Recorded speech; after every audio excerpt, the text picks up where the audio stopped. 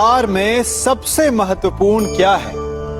दृष्टि या दृष्टिकोण, समझ या सोच? सामान्यतः मनुष्य की दृष्टि और सोच में अधिकतर वो वस्तु, वो घटनाएं, वो भाव श्रेष्ठ हैं जो हमें आनंद दे, और जो हमें आनंद नहीं देते उन्हें हम दुखदाई मान लेते हैं। परंतु दृष्टिकोण और सोच को यदि एक भिन्न कोण से देखें तो परिस्थितियां भिन्न सिद्ध हो सकती हैं। जिस प्रकार भीषण गर्मी हमें सुहाती नहीं, परंतु वही गर्मी सागर और नदियों के जल को वाष्पित करती है और हमें मनोरम वर्षा का आनंद देती है, उसी प्रकार भीषण परिश्रम के पश्चात हमें सफलता मिलती है।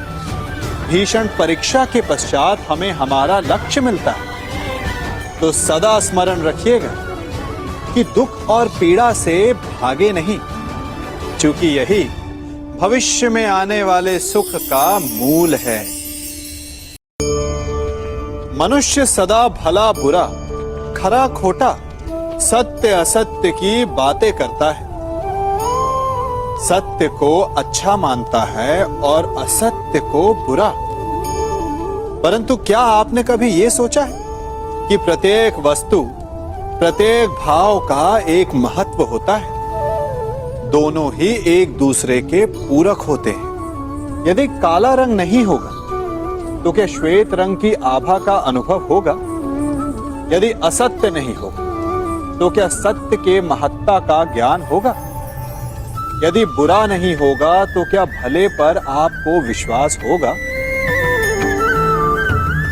कुछ महत्वपूर्ण है तो दोनों के मध्य का संतुलन। बुरी से बुरी वस्तु, समय या भाव, कोई ना कोई स्वयं में शुभ छिपाए रखती है। कभी काले गरजते मेघों को देखा है?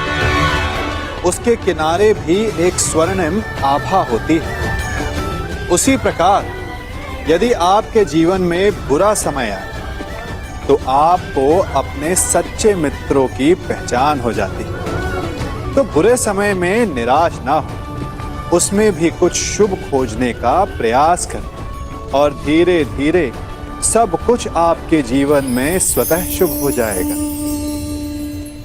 प्रत्येक मनुष्य सफलता पाने के लिए कार्य करता है। कुछ सफल होते हैं, कुछ नहीं होते, और जो सफल नहीं होते वो सदा अपनी असफलता का कारण या तो अपनी परिस्थितियों को बताते हैं या अपने सहयोगियों को दोषी ठहराते हैं। परंतु क्या वास्तविकता में ऐसा ही होता है? क्या कोई परिस्थिति या कोई व्यक्ति किसी की असफलता का कारण बन सकते हैं?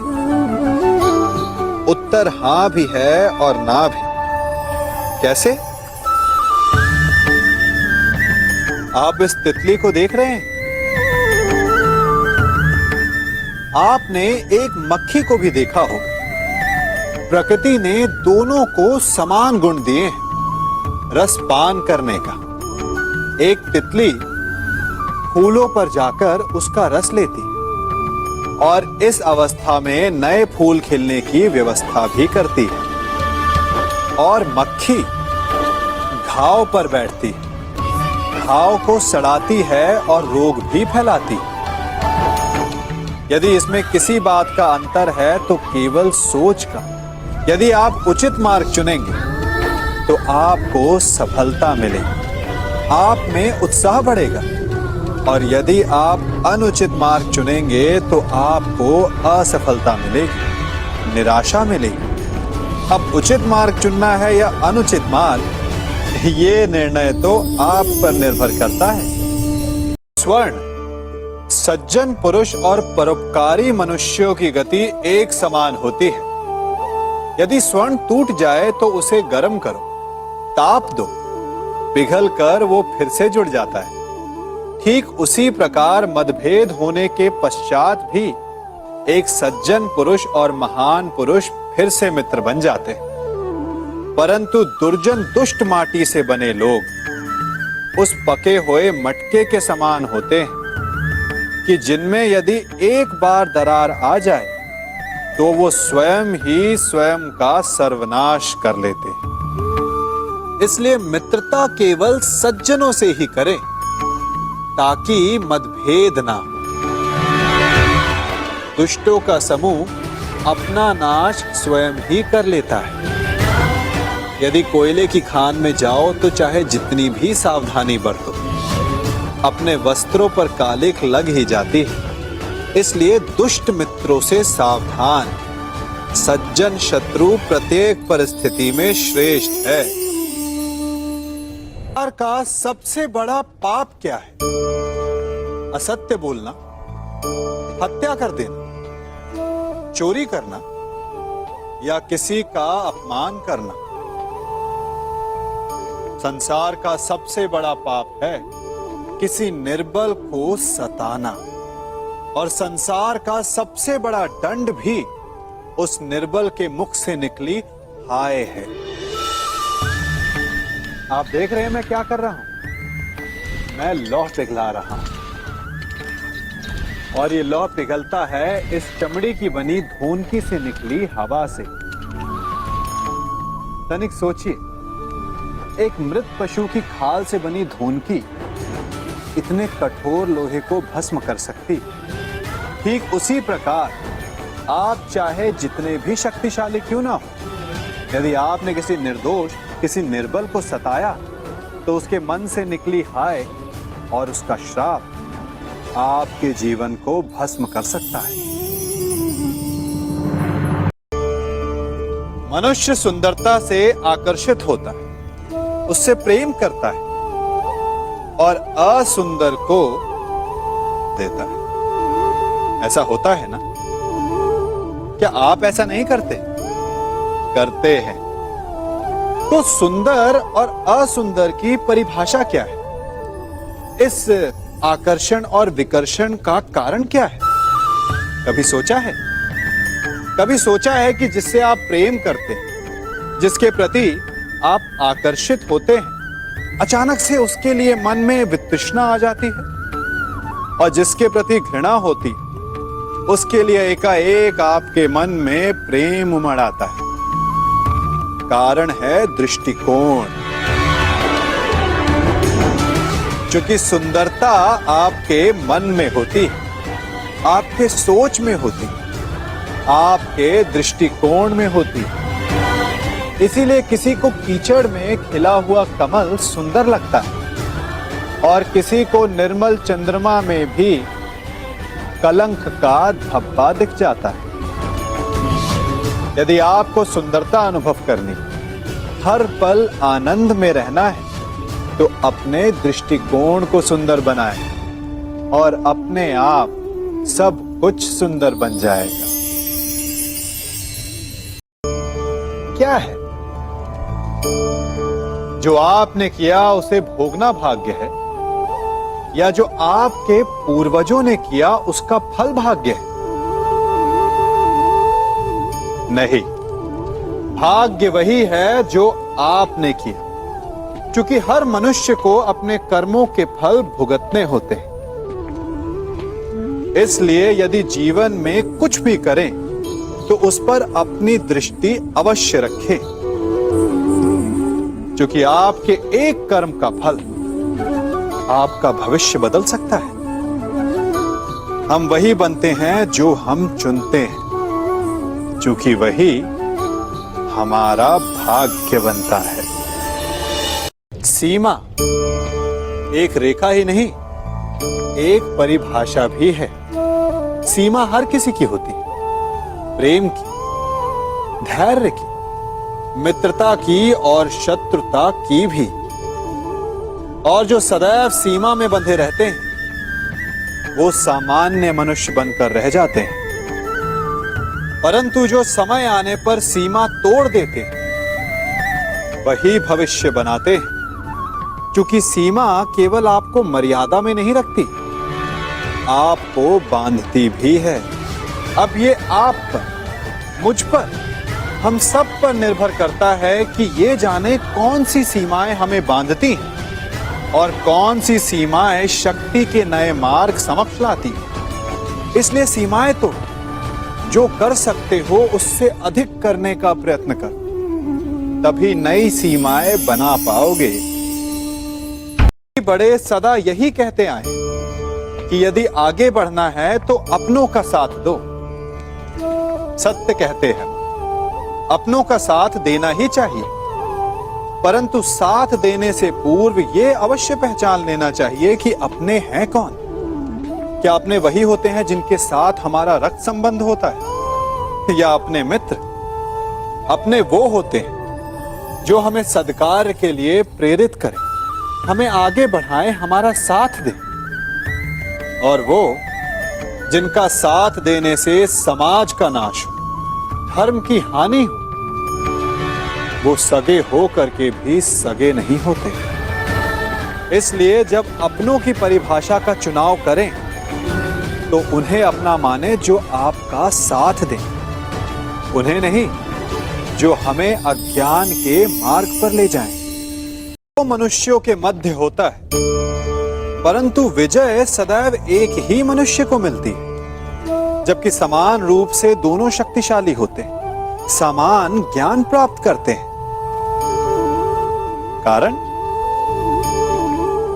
दो प्रकार के लोहे होते हैं, एक ठंडा, एक गर्म।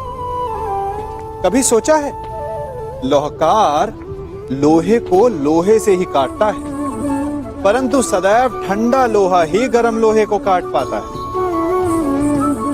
और यही नीति मनुष्यों पर भी लागू होती है। जब युद्ध होता है तो जिसके मन में ईर्ष्या होती, जलन होती, आक्रोश होता है, वो गर्म लोहे के समान। और जिसका मन शांत होता है, जिसका मन संयम से बंधा होता है, वो ठंडे लोहे के समान है। और वही ईर्ष्या और द्वेष नामक गर्म लोहे को काट सकता है। इसलिए यदि जीवन के संग्राम में विजय प्राप्त करनी है तो अपने मन को शांत रखें। चूंकि गर्म लोहे की भांति ईर्ष्या और क्रोध जैसे भाव को रखने वाला मनुष्य सदैव शांत स्वभाव के मनुष्य के समक्ष निर्बल है। शक्ति ईर्ष्या और क्रोध में नहीं, शांति और संयम में है। जब मेघ छाते हैं तो क्या होता है? अंधकार छा जाता है। मेघ गरजते हैं, बिजलियां कड़कती हैं, वर्षा होती है। सभी पशु अपने आश्रय स्थल पर जाकर छिप जाते हैं। मनुष्य अपने घरों की ओर दौड़ते हैं और सभी पक्षी अपने घोंसलों में जाकर छिप जाते हैं।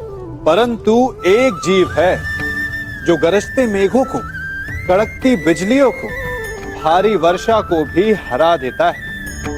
वो जीव है बाज। चूंकि वो समस्या की जड़ों से ऊपर उड़ता है, वो गरजते मेघों से, कड़कती बिजलियों से, भारी वर्षा से, इन सब से ऊपर।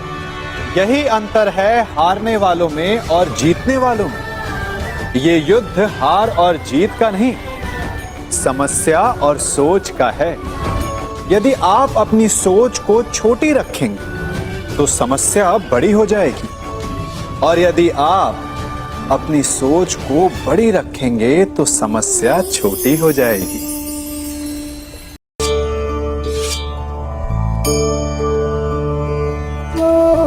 आप सोच रहे होंगे कि मैं क्या कर रहा हूं। मैं युद्ध की तैयारी कर रहा हूं। वही युद्ध जो ज्वालामुखी की भांति कभी भी फट सकता है। युद्ध वही जीतता है जो युद्ध में व्यतीत होने वाले समय से अधिक समय युद्ध की तैयारी में लगाए। जो योद्धा अभ्यास क्षेत्र में जितना अधिक समय देगा, रणभूमि में उतना ही कम रक्त बहेगा। एक सामान्य लौ और तीखी तलवार में अंतर यही है कि एक तीखी तलवार को कड़ी अग्नि परीक्षा से होकर जाना पड़ता है, लौहकार की मार खानी पड़ती है। एक तलवार जितनी पीड़ा सहेगी, उसका वार उतना ही प्रबल होता है। इसलिए पीड़ा से घबराए नहीं, उसका सामना करें, उसका अभ्यास करें। क्योंकि यही अभ्यास जीवन के युद्ध में आपको विजयश्री बनाता है। मनुष्य अपना जीवन विश्वास पर जीता है, परंतु विश्वास किसका? तनिक सोचिए, किस पर विश्वास है आपको? महापुरुषों की कही बातों पर, ग्रंथों में लिखे ज्ञान पर, माता पिता की सीख पर, या मित्रों के दिए गए निर्देशों पर, या फिर मेरी कही बातों पर? ये सब विश्वास अपूर्ण है जब तक आपको स्वयं पर विश्वास ना हो। यदि विश्वास करना है तो पहले अविश्वास करने के विज्ञान को भी सीखना चाहिए। आप किसी की बातों पर विश्वास ना करें, आप अपने मन से पूछें, अपनी अंतर आत्मा से प्रश्न करें, और जो उत्तर मिलेगा वही सबसे उचित होगा। जब आप अपने मन, अपनी अंतरात्मा पर विश्वास करना सीख जाएंगे तो नीति ज्ञान सब आपके भीतर से स्वतः उमड़ेगा। और यदि आप स्वयं पर ही विश्वास ना कर पाए तो धर्म ग्रंथों में लिखे श्लोक, महापुरुषों की वाणी, माता पिता की सीख या मित्रों का निर्देश कोई भी लाभ नहीं दे पाएगा।